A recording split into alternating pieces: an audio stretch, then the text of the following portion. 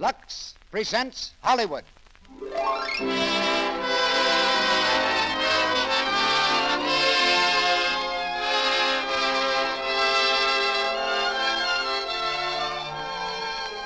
The Lux Radio Theater brings you Barbara Stanwyck, Brian Aherne, and Ida Lupino in Wuthering Heights. Ladies and gentlemen, your producer, Mr. Cecil B. DeMille.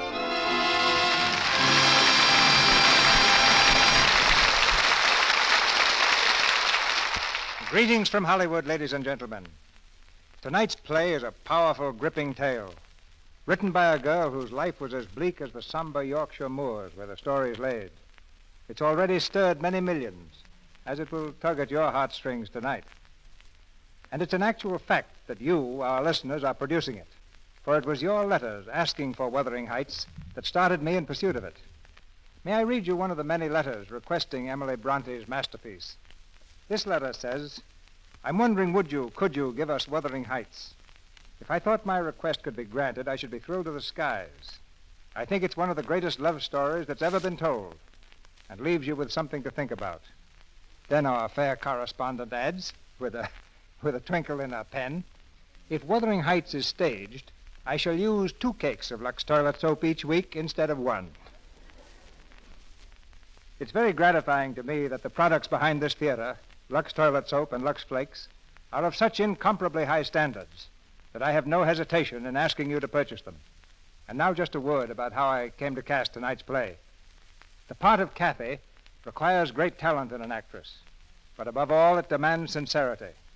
And that alone was enough to make Barbara Stanwyck our choice.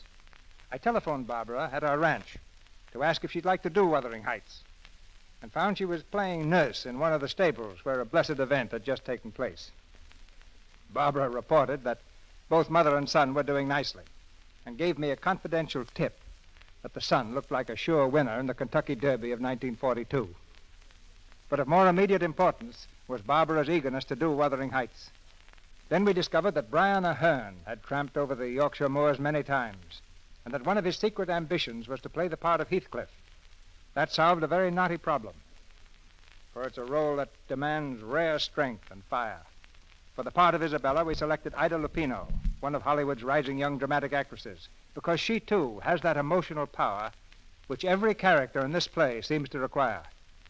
From the motion picture cast of Wuthering Heights, we have Sarita Woonton, Douglas Scott, and Rex Downing to play Kathy, Hindley, and Heathcliff as children.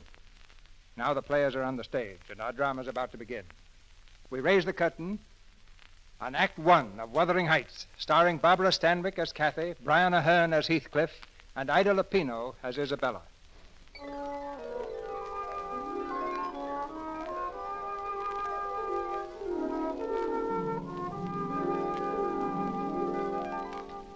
Desolate and lonely are the rolling moorlands of England, where in the winter night the snowdrifts stand like giant specters in the teeth of screaming gales. About 100 years ago, a stranger lost his way on such a night. Freezing, blinded, and stumbling, he saw at last the fitful lights of an old manor house, aged and crumbling on the hillside. He knocked desperately at the door. It was opened by a doddering old butler who stood staring at him. Then, without a word, he led the stranger into the musty living room, where, in the dim candlelight, a man and 2 women sat without moving. The man was tall and dark-skinned like a gypsy. On his face, the stamp of years of bitter suffering. At his feet, a great dog growled ominously. At last the man turned and spoke. Who are you, and what do you want? My name's Lockwood. I've lost my way on the moors. Down, Wolf, down. Strangers have no business on the moors at this time of the year. And no business here at any time. But I couldn't find the village. A man could die out there on a night like this. I'm afraid I shall have to presume on your hospitality until morning. Do as you please. I beg your pardon. I don't keep accommodations for visitors. You'll have to sleep with one of the servants. Heathcliff, you can't. He's our guest.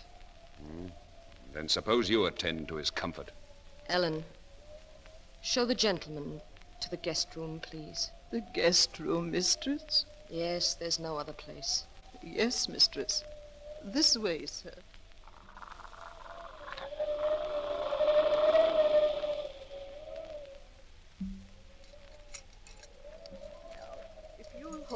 lamp, sir, while I unlock the door. Of course.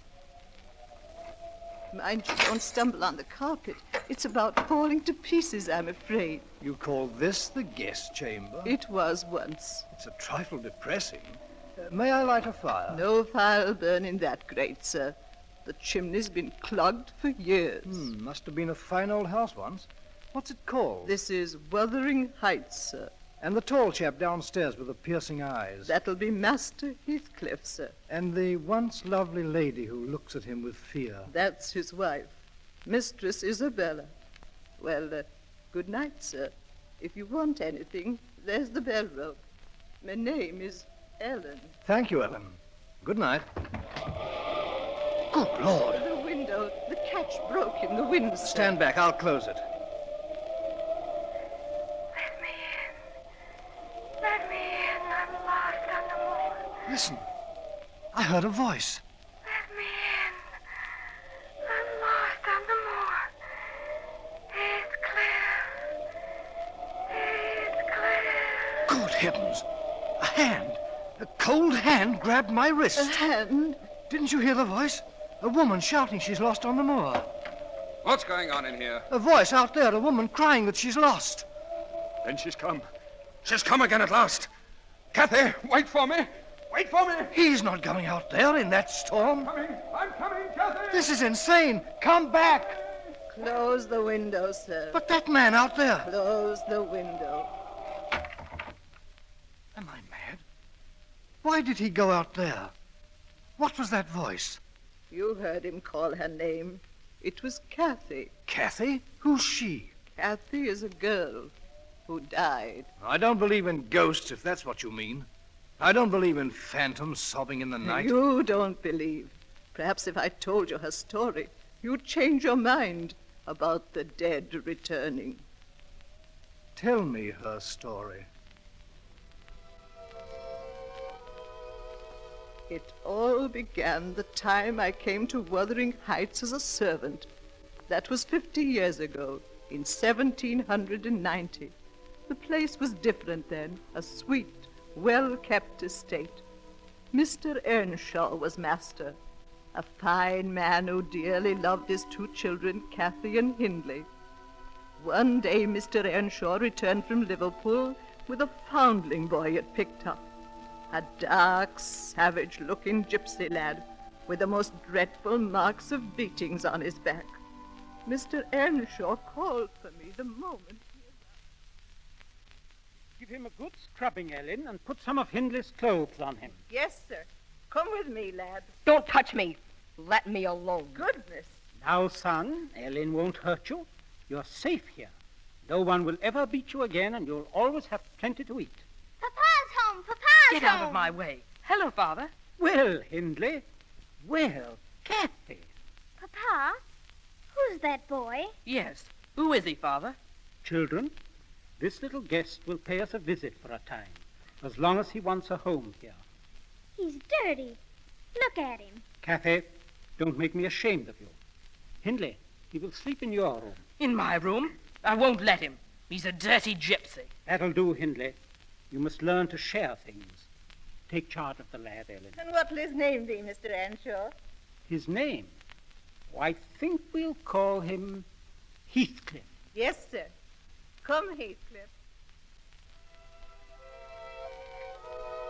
That dark, brooding boy brought a subtle change to life at Wuthering Heights. The 3 children seemed to play together well enough, going scamping up over the moors on their ponies and climbing the crags together. But neither Kathy nor Hindley were open and frank anymore. And one day the children fought. Your father gave me this pony. It's mine. Give me that pony, do you hear? Or I'll tell Father how you boasted that you'd turn us out when he died. That's a lie. I never said it. Of course he didn't. He did. He worms his way into everything Father does for us. He'll cheat us out of everything. You never had a father, you gypsy beggar. And you'll never get mine. Hindley, don't hit him. No, don't. Heathcliff, look out. He has a stone. Oh, there. Fancy that'll teach you. Hindley, he's bleeding. Serves him right. Gypsy scum. Heathcliff, are you hurt? He He hit me with that stone. Please, Heathcliff, don't look like that. Why don't you ever cry when you're hurt, like other people? Why should I cry? I'll pay him back someday. I don't care how long I wait. If I can only pay him back. Heathcliff, don't say those things. Come, Heathcliff. Now Henley's gone, we can have our game at the castle again. I don't feel like playing at the castle. Please, you always smile and laugh when we're there. Come on, Heathcliff. We'll play our game.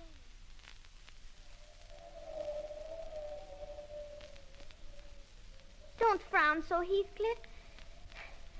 Sit here beside me on the stone, and we'll look out over the moors. This is our castle. Castle? It's Penistone Crag, and you know it. It's not either. This is your castle, and you're a prince in disguise. Tell me about it. Again. It's all true. Cross my heart. Your father was Emperor of China, and your mother, a Queen of India. You were kidnapped by wicked sailors and brought to England. Don't make fun of me, Kathy. I'm not making fun of you. You're a really and truly prince, and I'm your slave. You're not my slave. You're my queen, Kathy. And you'll always be my queen. Nobody else will make you his queen. You hear? Yes, Heathcliff. You're queen. And that's the way they grew up, wild and free, roaming the moors together. But Hindley grew more and more jealous. Kathy was 18 and Hindley past 21 when Mr. Earnshaw died. Good man. He never saw the evil of life and had raised Heathcliff like his own son. But on the very day of his funeral... You're not going into that room to look at my father's body. Why? He loved me more than he did you? He's past your wheedling now. I'm master of Wuthering Heights. If you want to stay here, we've need for a stable boy. A stable boy? That, or get out! And that's what he became. Heathcliff, who had lived under this roof as one of the family, was a stable boy. Well, give me a hand up to my saddle. Very well. Sir, you gypsy beggar! How many times must I tell you? Sir? Oh, that's better. By the time I come back in the morning, I want these stables scrubbed. Scrubbed, you understand? And if they're not, I'll thrash you till my arm drops.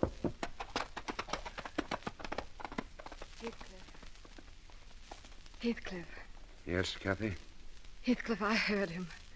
How much longer are you going to stand for this? I don't know what you mean. Look at you, dirty and unkempt and in rags. Why aren't you a man? Why don't you run away? Run away? What, from you? You could come back rich and take me away. Why aren't you a prince like we said long ago? Why can't you rescue me, Heathcliff? Kathy, come away with me now. Now?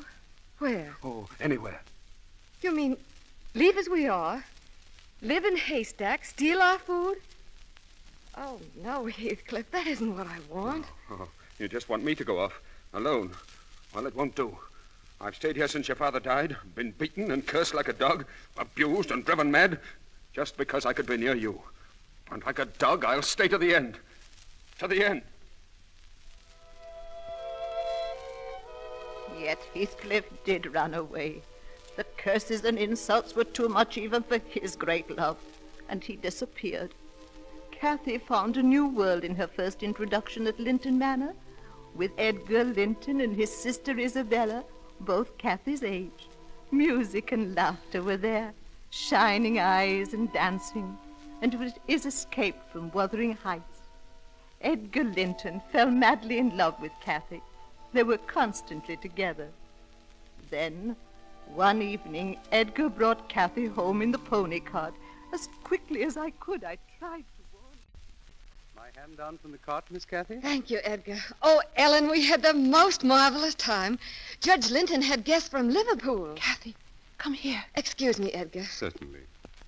Something wrong, Ellen? Heathcliff's back. Heathcliff? When did he come? Last night. He talked so strange. Here he is now. Hello, Kathy. Heathcliff. You said you'd stay away until... Why were you gone so long? I didn't expect to find you here. Why were you gone so long? Because I've met the Lintons. Because I was at their house. Because I've learned to dance and had a wonderful, delightful, fascinating time. Are you the stable boy? Would you mind putting my horse up for an hour? Yes, and you might wash your hands and comb your hair, Heathcliff. So I needn't be ashamed of you before a guest. And look after Mr. Linton's horse, please. Let him look after his own horse. Pleasant fellow. How can your brother allow such a beast of a gypsy stable boy to act like this? Beast of a gypsy stable boy. Of course. A roadside beggar giving himself airs of equality. What do you know about Heathcliff? Judging from this performance, all I need to know. He was my friend long before you. That blackguard? Blackguard and all, he belongs under our roof, and you'll speak well of him or get out. Kathy, are you out of your Get senses? out, I said, or stop calling those I love names. Those you love? That stable boy? Yes. Kathy, do you realize what you're saying? I'm saying I hate you. I hate the look of that milk-white face. I hate the touch of your soft, foolish hands. Some of that gypsy's evil soul has got into you, I think. Yes. Some of that beggar's dirt is on you. Yes, now get out. Get out, Kathy, get out. Kathy, please, come back. Miss Kathy. Oh, Ellen, where is he? Where's Heathcliff? Tell me. He's across the moors, towards Penistone Crag. Heathcliff.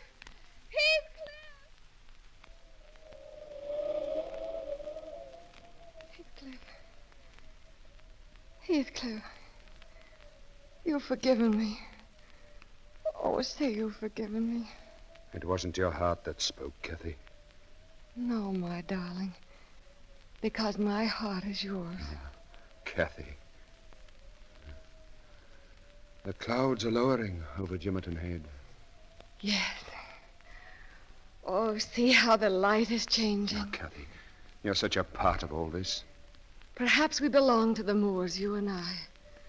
Oh, Heathcliff, make the world stop right here. Make everything stop and stand still and never move again. The moors never change. You and I never change. The Moors and I will never change. Don't you, Kathy? I can't. No matter what I say or do. This is I forever. Kathy. Oh, smell the heather, Heathcliff.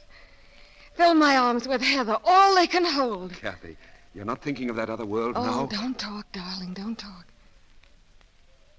All this might disappear.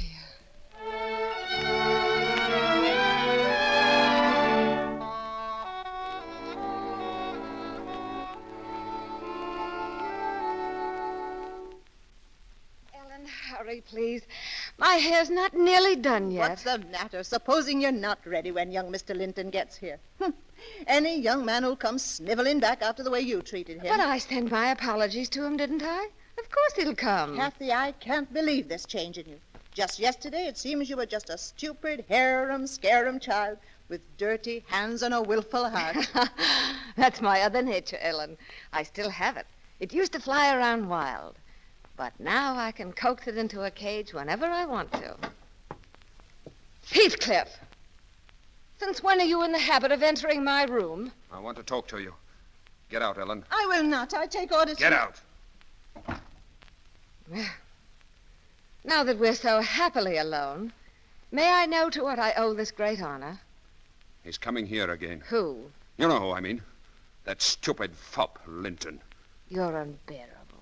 Utterly unbearable. Why are you dressed in silk? Because gentlefolk dress for dinner. And why are you trying to win his puling flattery? I'm not a child anymore. You can't talk to me that way. I'm not talking to a child. I'm talking to Kathy. My Kathy. Oh. I'm your Kathy. Yes. Am I to take orders from you, a dirty stable boy? Allow you to select what dresses I shall wear and bow humbly to your horrible, wretched tempers? Kathy, where's your heart? You had your chance to be something else. You left here once. Oh, why didn't you stay away? Now let me alone. That's right. The dirty stable boy can't come near you lest he soil your dress. But who soils your heart? Who turns you into a cheap, vain, ambitious fool? Linton does. You let yourself be loved by him because you want to be a fine lady, because it pleases your stupid, greedy vanity. Stop it! Thief or beggar is all you were born to be, kneeling beside the road begging for favors, not earning them, but whimpering for them with dirty hands. I see. All I am to you now is a pair of dirty hands. Well, have them then. Oh. Have them where they belong. How dare you? How dare you? No. It doesn't help to strike you.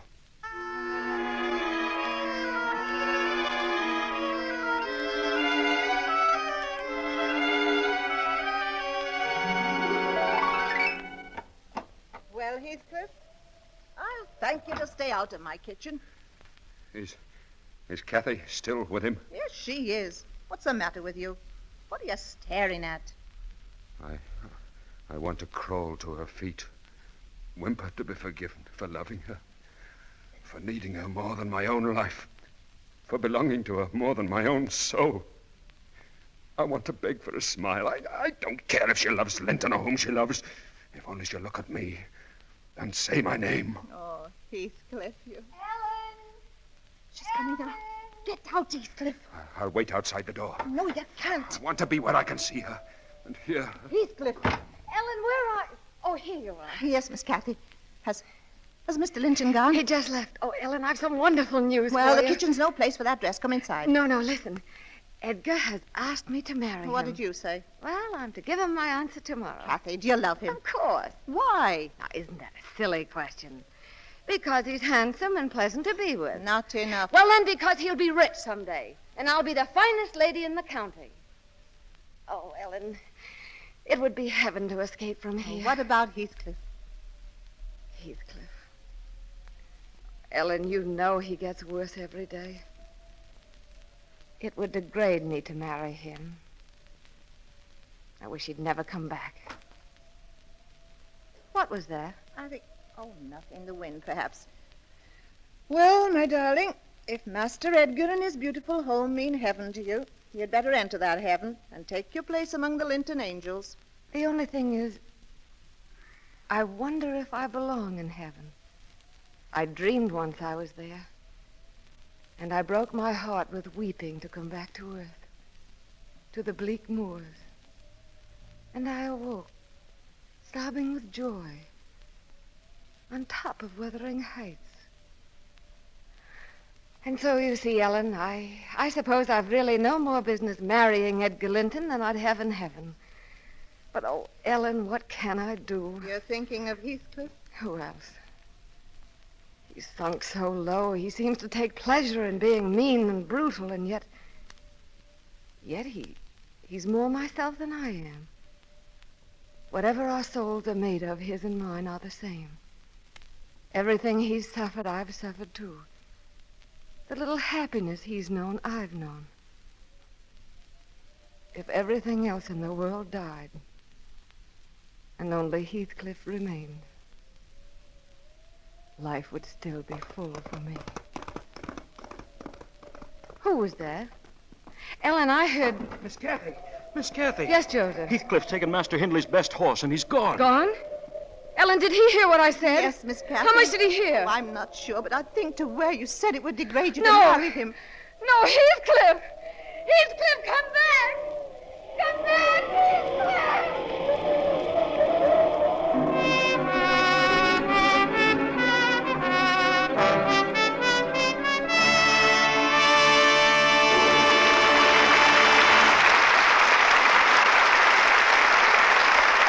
The curtain falls on the first act of Wuthering Heights. Stormy conflict and adventure lie ahead for Kathy and Heathcliff in the second act of our play. But this is intermission time, and Mr. Ruick is going to tell you a little story that he told me at rehearsal yesterday. Ladies and gentlemen, in this brief intermission before our stars, Barbara Stanwyck, Brian Ahern, and Ida Lupino, return in Act 2 of Wuthering Heights, I should like to say a word about the product which brings you tonight's play, Lux Toilet Soap. I just want to tell you what a lovely and intelligent lady, whom I know here in Hollywood, said to me the other day. She knows that I talk to the Lux Radio Theater audience each Monday night, and we chatted about the program for a while. Then she said something I'd like to pass on to you. She told me that she thought I ought to tell our women listeners of her own experience with Lux Toilet Soap. You'll be interested to know that the lady in question was Joan Bennett. She said, I think you could be even more emphatic than you are about your soap. Here's what I mean. For example, some years ago, I used to buy an expensive soap. Then I found Lux Toilet Soap in a neighboring star's dressing room and tried it. I liked it better than the soap I'd been using. It seemed milder, gentler, and it agreed with my skin. Well, since then, I've been one of your most enthusiastic users. And here's what seems to me so marvelous. For a few pennies, literally, I get a beautifully made, subtly perfumed complexion soap that I like better than the very expensive one. Why don't you tell women what a bargain Lux soap is? It is interesting to realize that for a few pennies, any woman can buy the very same soap that the lovely screen stars use, 9 out of 10 of them, to help keep their complexions lovely. I'm sure I don't need to remind the women in our audience that taking care of your complexion, making the most of your looks, pays rich dividends in the admiration and love of those around you and in bringing you romance and keeping it. No woman ever quite outgrows the longing for romance, the need for it.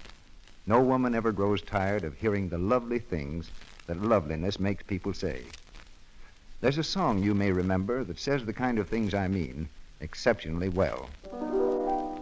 If there is someone lovelier than you, then I am blind, a man without a mind. If there is someone lovelier than you. But no, I am not blind. My eyes have traveled everywhere in hope that I might find a creature half so fair. If there is someone lovelier than you. By all that's beautiful, such beauty can't be true. Our producer, Mr. DeMille. Act 2 of Wuthering Heights, starring Barbara Stanwyck as Kathy, Brian Ahern as Heathcliff, and Ida Lupino as Isabella.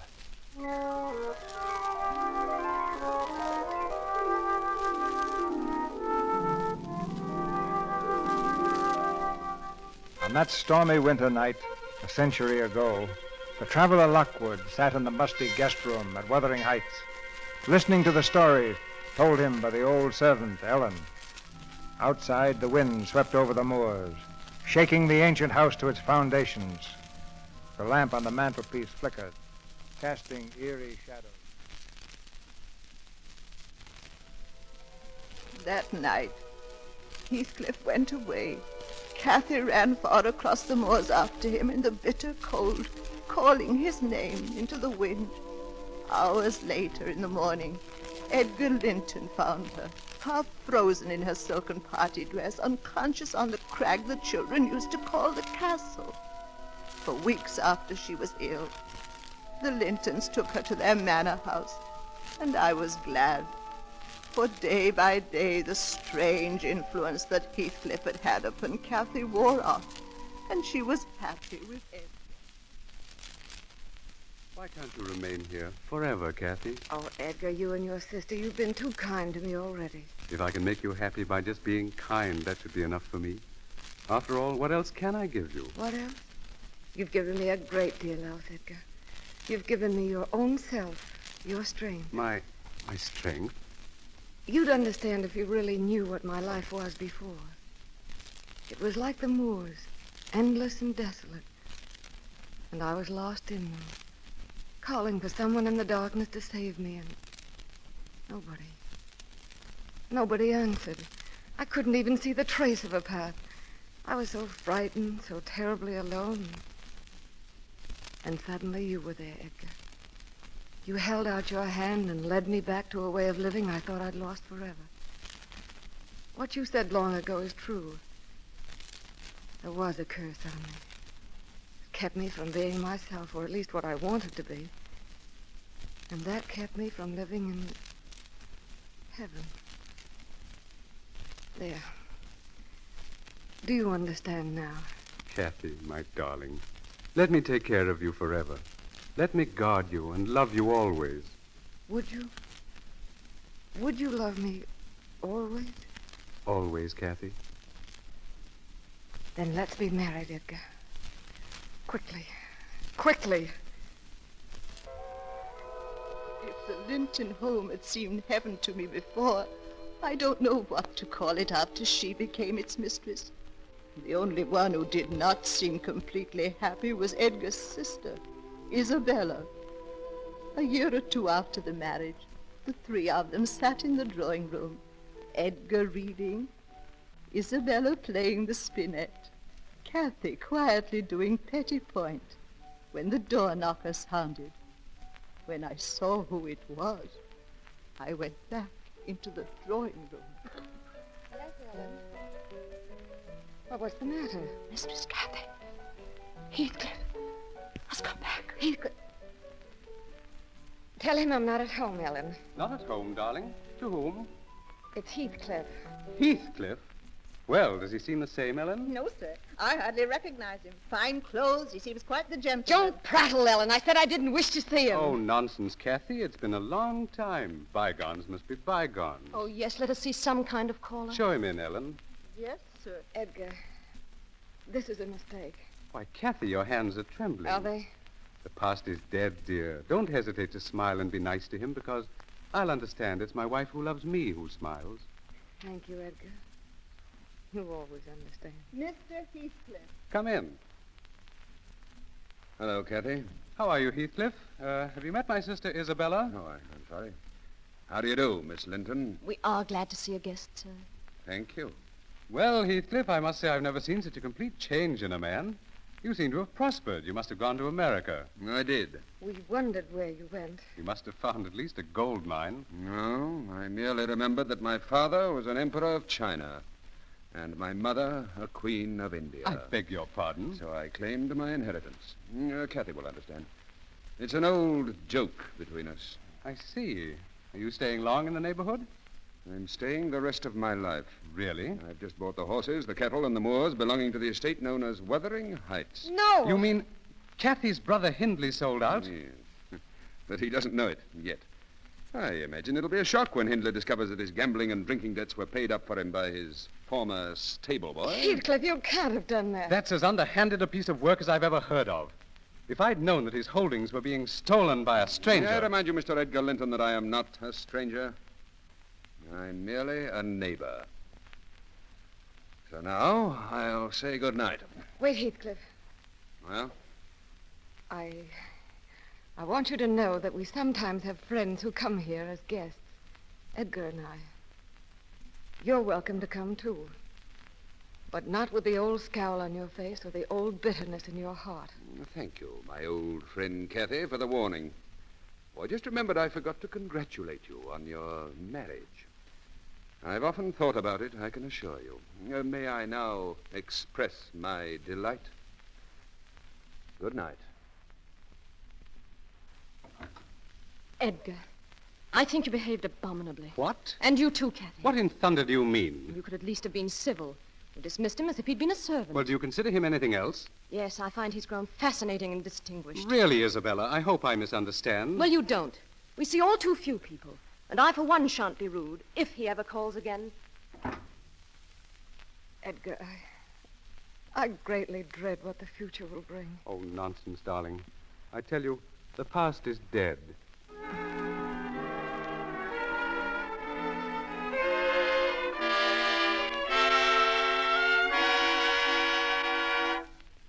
That's all, Joseph. You'll stay on, of course. Thank you, sir. Shall I pack Master Hindley's things? Oh, just move him out of the master's bedroom. He'll remain under this roof. Master Hindley, sir? Oh, yes, he gave me a roof once when I needed it. I take it he's drinking a great deal. Yes, sir. Though Dr. Kenneth has ordered him not to. Huh. Well, give him all the drink he wants. Yes, sir. A lady is waiting to see you, sir. A lady? From Linton Manor, sir. Why didn't you tell me? In the future, announce visitors at once. Oh. Miss Linton. Are you disappointed, sir? Oh, not at all. Well, I was passing by and my horse went lame. I see. Mr. Heathcliff, I want to tell you I'm furious with my brother and with Kathy. They received you most shamefully last night. Your brother didn't send you with this apology, did he? Oh, no. No, in fact, he's forbidden me to. To speak to me, eh? Well, yes. And Kathy also forbade you? Yes. Ah. Then in all the moorland, you're my only friend. Hmm? Well, I would like to be. Thank you. Miss Linton, I enjoy frankness. You didn't come here to apologize, and your horse didn't go lame. Why? You came because you're lonely, because the house you live in is too heavily wedded for an outsider, and because it's no joy to ride the moors alone. Is that right? Yes. Then you needn't be lonely anymore, my dear. Oh. What, you think it's strange that I should kiss you? Well, I don't know. You hated it? No. I see you like frankness, too.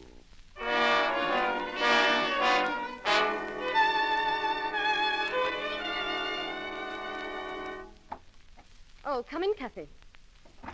Wasn't it a lovely dance tonight? Though I think you could have been more gracious to my guest. Isabella, may I speak to you for a moment? Well, You behaved disgracefully. how may I ask? It was bad enough asking Heathcliff here without consulting us or preparing You'd us. have forbidden me. But to make a spectacle of yourself, to throw yourself at him the way you did. Well, nobody else would pay attention to him. You refused to dance with him. I had to dance every dance as a result. Oh, you fool. You vain little fool. Really, Kathy. I'm going to open your eyes, Isabella. He's using you to be near me, to smile at me behind your back, to stare at me until our guests fear his murderous gypsy look, to try to rouse something in my heart that's dead. And I'll not let you help him any longer. So that's what you mean. It's you who are vain and foolish, Kathy. Heathcliff's in love with me. It's a lie. It's not a lie. He told me so. He's kissed me. Yes, kissed me. Held me in his arms. Told me he loves me. Oh, I'm going to your brother. Yes, go to Edgar. Tell him Heathcliff asked me to marry him, and that I've said yes. You hear? Yes. You can't. He's not a man. He's something horrible and dark to live with. I know why you say these things. Because you love him. How dare you say that? Yes, you do love him. You're mad with pain and jealousy at the thought of my marrying him. Because you want him to pine for you, dream of you, die for you, while you're safe as the lovely Mrs. Edgar Linton. You won't have him happy. You want to hurt him, destroy him. But I want to make him happy. And I will. You hear? I will.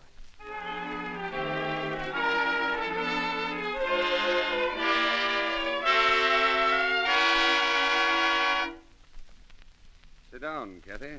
Well, I won't say I'm not surprised to see you. Heathcliff, is it true? Is what true? Did you ask Isabella to marry you? Oh, Heathcliff, you mustn't do this villainous thing. She's never harmed you. No, but you've harmed Then me. punish me. And that's what I intend to do. I don't understand. Every moment I hold her in my arms, when I kiss her, when I promise her life and happiness, you'll be punished. You'd marry her to do that? Yes, to teach you the ways of pain and the hell that I'm in. Oh, Heathcliff, you can't. If there's anything human left in you, don't make me a partner to this crime. It's mad, it's stupid. If your heart were only stronger than your dull care for the world and its conventions, I'd live silent and content in your shadow, begging for an occasional word or thought as I used to do. But no! You had to destroy me with that weakness you call virtue. You had to keep me tormented with that cruelty you think so pious. How have I been cruel? You wished to be known as the finest lady in the county. You wanted your luxury and your light.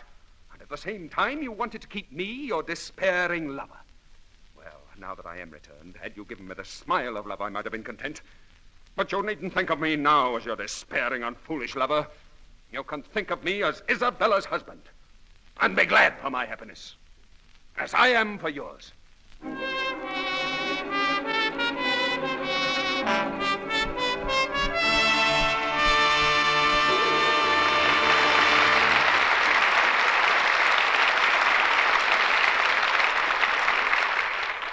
So ends the second act of Wuthering Heights. In a moment, we hear Act 3 and the dramatic way in which the love of Kathy and Heathcliff seeks its own solution. But before we continue, let's listen to a man we all like here in the Lux Radio Theater. In our brief intermission before Act 3 of Wuthering Heights, starring Barbara Stanwyck, Brian Aherne, and Ida Lupino, I want to remind the women in our audience that keeping as attractive as you possibly can is not only a wise thing to do because it helps you to be more successful, but also because it gives so much pleasure to those who know and love you. However, to make the most of your looks, you must give regular attention to your complexion. Isn't it true, Mr. Ruick, that to really care for your complexion, you must thoroughly cleanse your pores of dust, dirt, and stale cosmetics? For there's danger in imperfect cleansing? Yes, that's very true. Pore choking causes cosmetic skin, the dullness, little blemishes, and enlarged pores. But with regular Lux toilet soap care, you can use cosmetics all you wish, because Lux toilet soap's active lather gives your skin the very necessary protection of gentle but thorough cleansing. I'm always impressed, Mr. Ruick, that 9 out of 10 screen stars use Lux toilet soap. They can afford to spend any price on soap, yet almost all of them use Lux toilet soap. It's the highest praise that toilet soap can receive, to have the world's most beautiful women so overwhelmingly prefer Lux toilet soap. And clever women everywhere by the thousands use Lux toilet soap, too, for the same reasons the screen stars do, to help keep their complexions as lovely as possible. So I hope you'll buy at least 3 cakes of Lux toilet soap and begin tomorrow your regular Lux toilet soap care. I promise you that before the 3 cakes have been used, you'll thank me. We pause now for station identification. This is the Columbia Broadcasting System.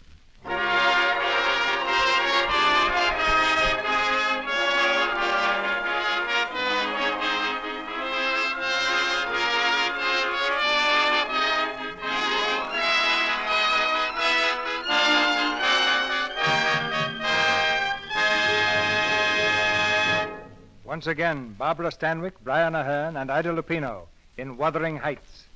In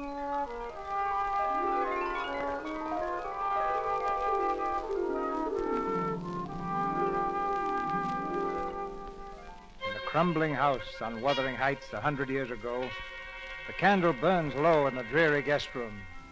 There's no sound but the wind outside and the hushed voice of the old maidservant as she tells her story.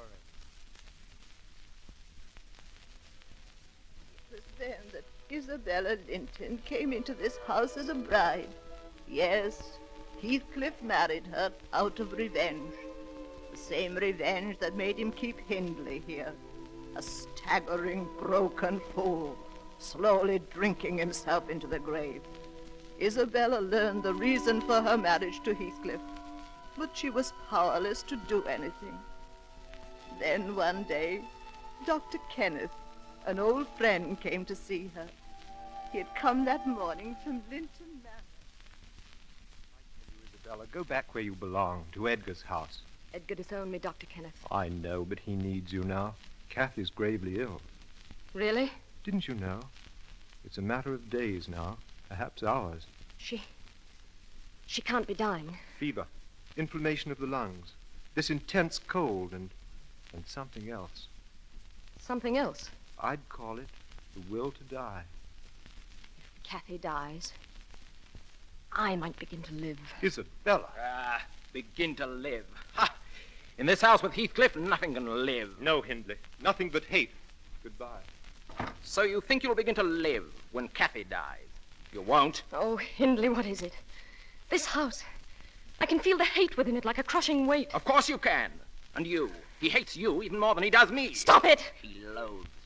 Every time you kiss him, his heart breaks with rage that it's not Kathy. Isabella, why don't you do what I've been too weak to do? Kill him. Don't talk to me. Get away! While there's still time to save your immortal soul. Well, Hindley, remarkable. Heathcliff. Really, Hindley, the first coherent speech I've heard from you in weeks. Heathcliff, please don't. I tried to stop him. Thank you, my dear wife. Your loyalty is touching. Your curses will come home to feed on your own heart. Every agony you've given will return. Laugh now, Heathcliff. There's no laughter in hell. Heathcliff, why do you have him here? I can't breathe with him in this house. Oh, existence would be so much less without my boyhood friend under my roof. Oh, Heathcliff, you poison yourself with paying him back what he gave you. Send him away, and love will come to this house. Kiss me, Heathcliff. Tell me you love me. Tell me, darling. Why isn't there the smell of heather in your hair? Heathcliff, let me come near you, please. You're not as black and horrible as they say. It's just you're full of pain, all twisted inside. I can make you happy, my darling. Let me, please. You'll never regret letting me try. I'll be your slave. I'll bring life to you. Life and sunshine and freshness. Put your arms around me. Look into my eyes. Your eyes are empty, like Linton's. They aren't empty. If you'll only look deeper, Heathcliff. Look at me. I'm pretty. I'm a woman. Let your heart see me. Just once. It's no use. Why did God give me life? What is it but hunger and pain? A naked runner in a storm of spears. Mistress Isabella. Ellen. What do you want here, Ellen? I've come from Linton Manor to speak to Mistress Isabella. And you'll do so in front of me. Her brother's asking that she come home for a visit. So he's lost some of his pride, has he? Well, there's none gone in this house. Please, Mistress Isabella, he needs you. Needs her? Now, what is this, Ellen? Why does he need her? Let go of me. Kathy's ill. Yes, She's dying. Tell me the truth. yes, she's dying. Die? Joseph! You're not going, Heathcliff? Yes, Master, he's Saddle my horse at once. No, she belongs to Edgar. She belongs to me. If she's dying, let her die in his arms where she belongs. Let her die! Let her die! Now, who speaks of hate? Get out of my way. Heathcliff! No!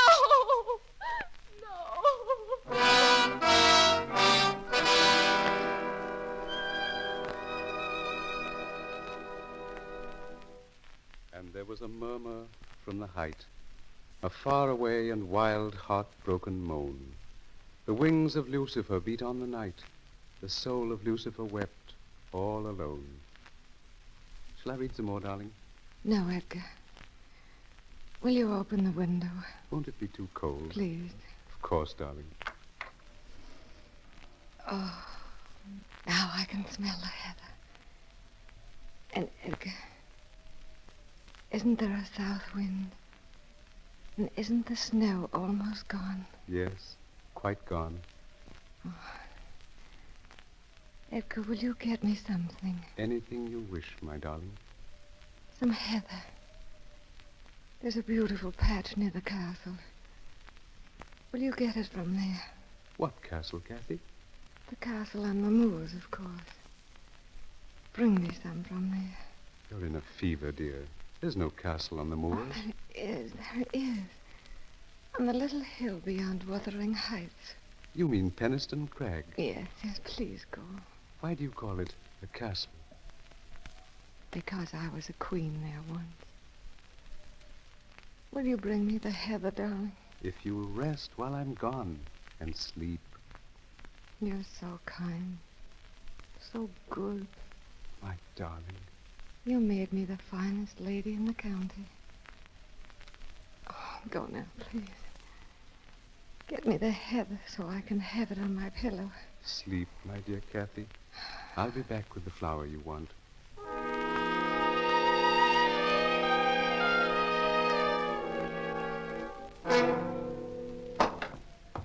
Where is she? Where's Kathy? She's not to be disturbed, sir. Master Edgar's gone for the doctor. Get out of my way.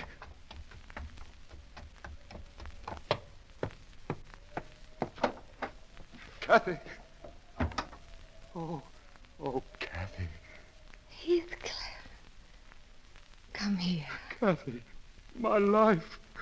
How can I bear this? I dreamed you'd come before I died. And when you came in my dream, you scowled at me once more. Kathy. Oh. Does it hurt so much to see me dying? Please, Kathy, don't hurt me. Oh. How strong you look, Heathcliff. Oh. How many years do you think you'll live on after me? Kathy, all my life, my soul. Oh, my darling, don't let me go. Oh, if only I could hold you till we were both dead. Please don't speak of death. Will you forget me and be happy when I'm in the earth? Never. Will you say, this is the grave of Catherine Earnshaw. I loved her long ago and wept to lose her. But all is past. I could as soon forget you as my own life.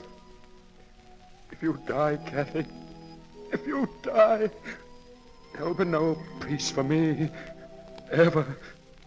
Poor Heathcliff. I want to die, to escape.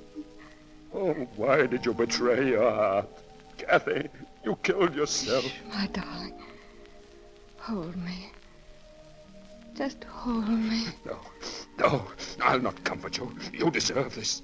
Heathcliff, don't break my heart. I never broke your heart, Kathy. You broke it. My tears don't love you, Kathy. They blight and damn you. You loved me. What right had you to throw my love away for the poor, fancy thing you felt for him? I found out, Heathcliff. Misery and death and all evil could never have parted us. You did that alone. You wandered off like a greedy child to break your own heart and mine. I know, Heathcliff. Oh, forgive me. Oh, Kathy, your poor, wasted hands. Oh, why didn't someone tell me? I forgive you. I forgive you for what you've done. I love you. I love my murderer. Carry me to the window. Let me look at the moors with you once more. Oh, my darling, once more. Yes, yes, yes. Oh. Oh, how lovely the sky looks. And over there is our castle. Remember? I'll never forget. The castle, Heathcliff. I'll be waiting there until you come. I'll be waiting there. Goodbye, Heathcliff. Kathy. Kathy? No! Heathcliff, they're coming. Master Edgar, oh, for heaven's sake, go away and... Kathy. You're dead, Kathy. May your soul hear this before I go. May you not rest so long as I live on. I killed you, then haunt me. Be with me always. Take any form you wish. Only don't leave me when I can't find you. I can't live without my life. I can't live without my soul.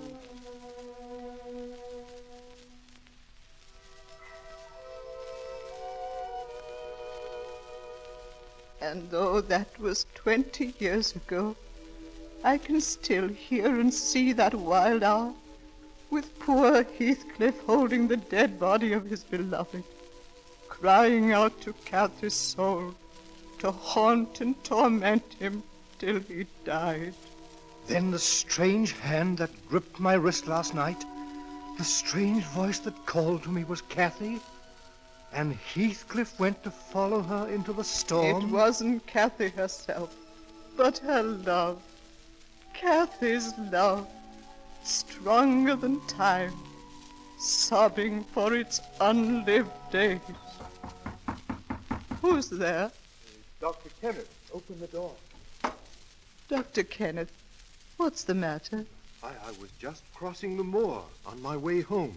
Did you see Heathcliff? Yes, I saw him from my carriage.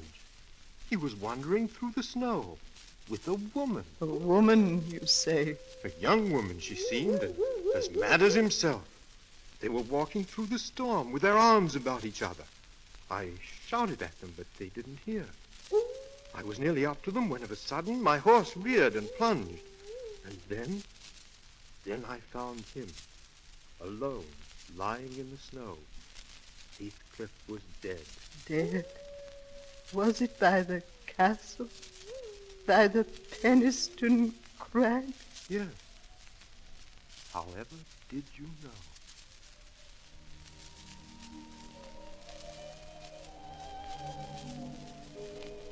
Look down, my Heathcliff. This is our castle really now. All the wild beauty of it. For your father was an emperor of China. Your mother, a queen of India. And this is our land forever. And our love.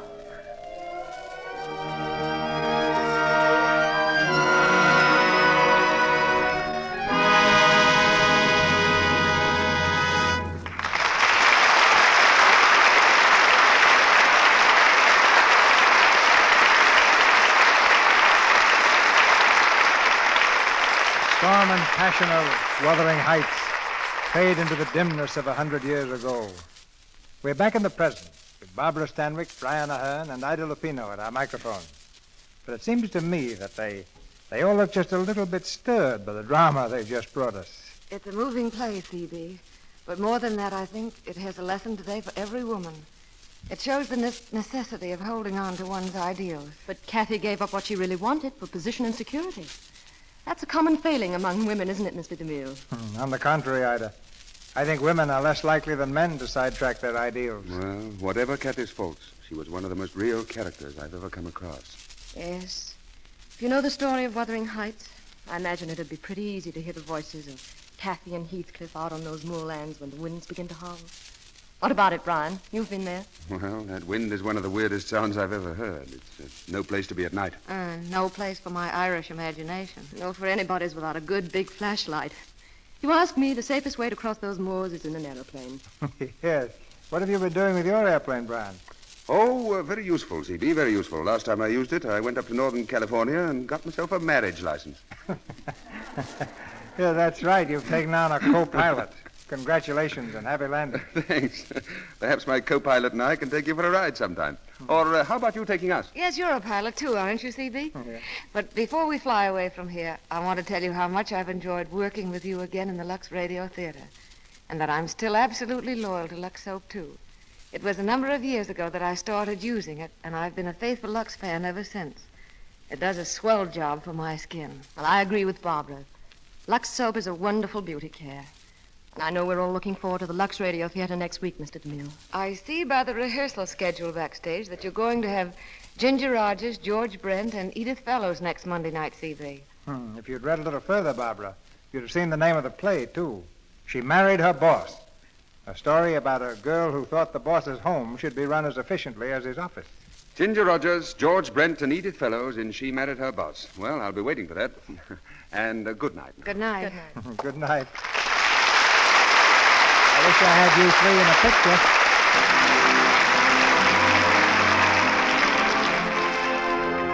picture. Our sponsors, the makers of Lux Toilet Soap, join me in inviting you to be with us again next Monday night when the Lux Radio Theater stars Ginger Rogers and George Brent with Edith Fellows in She Married Her Boss. This is Cecil B. DeMille saying good night to you from Hollywood. This is Melville Wood asking you to be sure to listen to the Lux daytime radio program, The Life and Love of Dr. Susan. This human and gripping story of a young, attractive woman doctor is brought to you every afternoon, Monday through Friday. For the time and station, see your newspaper. The Life and Love of Dr. Susan comes to you in addition to the Lux Radio Theater. Also heard in tonight's play were Thomas Freeburn Smith as Edgar Linton, Kemble Cooper as Hindley, Marga Ann Dighton as Ellen. Barbara Stanwyck's current film is the Columbia picture Golden Boy. Brian Ahern will be seen next on the screen in the RKO production Vigil in the Night. Ida Lupino's latest picture is Paramount Studios' The Light That Failed. Louis Silvers is from 20th Century Fox, where he directed music for The Rains Came. Here is important news for those of you who live in communities not operating on daylight saving time. If you live in a community which does not operate on daylight saving time, you will hear this program beginning next Monday night, 1 hour later than heretofore.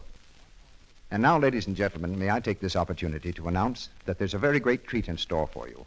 Tomorrow evening, over the Columbia Network, a full hour of top-notch entertainment. First, Edward G. Robinson, dynamic star of stage, screen, and radio, returns to the air, starring again in a new series of the dramatic expose Big Town with lovely Ona Munson. Immediately thereafter, the Tuesday night party, starring Walter O'Keefe, with special guest star Sophie Tucker and Bobby Dolan's orchestra.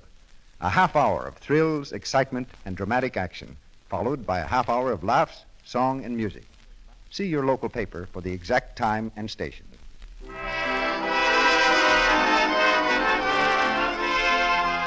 Melville Royd speaking. This is the Columbia Broadcasting System.